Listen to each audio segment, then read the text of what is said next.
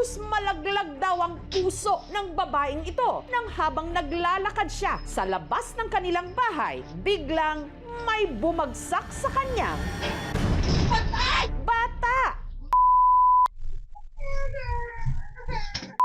Naog na bata! Awa ng Diyos, ligtas niya itong nasalo. Kulba, nangurog ang tuhod. Pero teka, sino ang batang ito? Nagitulak mo siya dito padulong. At saan siya nanggaling? Hanggaon na lang kung wala siya nasalo. Naog na bata! Bata sa Davao City, hala, nahulog. Mga magulang, ang mga ganitong insidente, paano ba maiiwasan? Ang itinuturing ngayong hulog ng langit ng kanyang mga kapitbahay sa barangay Saksa, Davao City, ang nakasalo sa bata na si Rica. Pagulang ko ni mata to niya, mag-CR lang unta ko. Ay lock ang portahan. Balak raw sana noong pumunta ni Rica sa bahay ng kanyang mga magulang nang biglang may batang nahulog mula sa hagdan.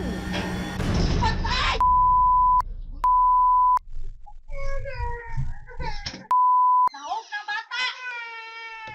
Nalaglag ang bata mula sa taas na 10 feet. Di ni mo salo, nambut mo unsa tong bata. Paana pagsalo? Nya. Gikuan ako ihang mga ulo, ihang lawas. Wala man po siya. Ang batang nahulog at nasalo ni Rica, ang 3 taong gulang niyang pamangkin na si Mark. Hindi nito tunay na pangalan na nakatira sa 2nd floor ng kanilang bahay kasama ang kanyang tatay Jeyo at nanay Laila. Galing po ako ng trabaho sir, tapos that time natulog po ako sir. Amo na mo kaon, amo siyang gipatanaw og TV. Tuwa na mo nabantayan, nagngay siya, na siya kwartang gikuha sa dinha sa kilid. Gusto siyang paitog ice cream. Ning naog siya, wa mi kabantay, ning naog siya dinha. At halos malaglag na nga raw sila sa upuan sa mga sumunod na nangyari. Ning sagit man akong manghod nga, nahulog ang bata mo, tupikan na namong dagan graab.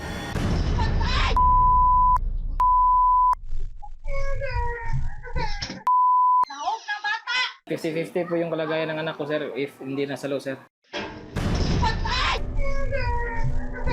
Naanghilan siya ba nga. Timing dito po yun yung pistuwa sa mangho, dito po siya nahulog. Ikatingala yun kay ba nga. Ang tinansya ng Panginoon nga, yun na pong nangyari. Pero sa pagkalat ng video, marami ang bumatikos sa mag-asawa. Nasaan ba ang nanay niya? Bakit walang bantay? Kung para sa mong sarili mo, kung nabantayan siya yung bata ka nang nadyo kay mabisi ka sa lain. Pero dawato na lang, mga na dyan tinitabo. Naniniwala silang hindi aksidente ang pagkahulog sa hagdan ng bata. Dahil ayon mismo sa bata, di umano may nagtulak sa kanya. Kaugma pa siya nakakuan. May istorya siya tulak siya diwindi. Gaano katotoong sinadya ang pagkahulog ni Mark sa hagdan? Ang makakasagot nito, si Rica, na nakita pa raw si Mark na bumababa ng hagdan bago ito nalaglag. Wala siya kagunit sa ilahang gunitanan, sir, kay gagunit siya kwarta. Pag ikaduhan akong hangad, nahog na siya, matutpasalo ko, anak. Na-slide yan chinelas. Mag-ulan, no? Basta mo na siya diraa. Nga slide yung na siya kanang agian. Batay sa Injury Surveillance System ng Department of Health noong 2021, sa mahigit 3,000 na italang mga insidente ng pagkahulog, halos kalahati mga bata na wala pang 15 taong gulang. At mahigit kalahati rin ng mga insidente nangyari sa loob mismo ng bahay. Importante na sa mga pamilya, conscious sila doon sa ano yung pwedeng mag-create ng disgrasya doon sa mga bata. No?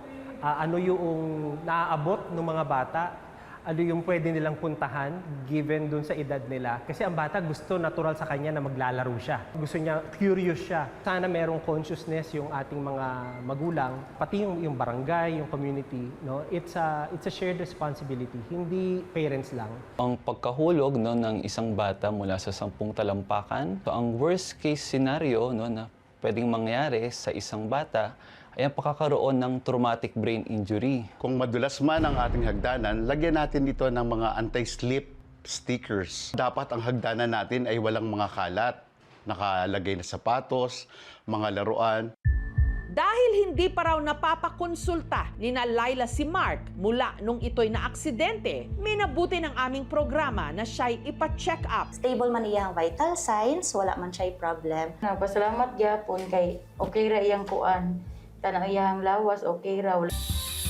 Para masigurong hindi na ito mauulit, ipinaayos ng mag-anak ang kanilang hagdan. Ang pagpapagawa nito, sinagot na ng aming programa. Nalipay kay bag-o na ang kuan, ang hagdanan na nabutangan na og kuan kaning kuan diri laklak nyan dungagan ang bakal diri sa gilid og sa pikas. Mas safety na jud, di na siya mahulog. Daghang kayong salamat. Makaya minuto-minuto mata tan-aw dito sa bata. Pag bumaba siya, sir, tawagin kami para hindi na maulit. Lesson learned naman po.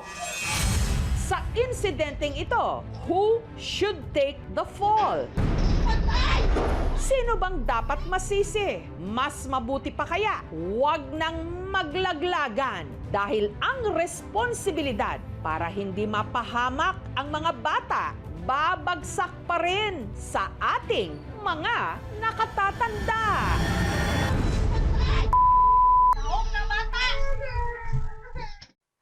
Thank you for watching, mga kapuso. Kung nagustuhan niyo po ang videong ito, subscribe na sa GMA Public Affairs YouTube channel. And don't forget to hit the bell button for our latest updates.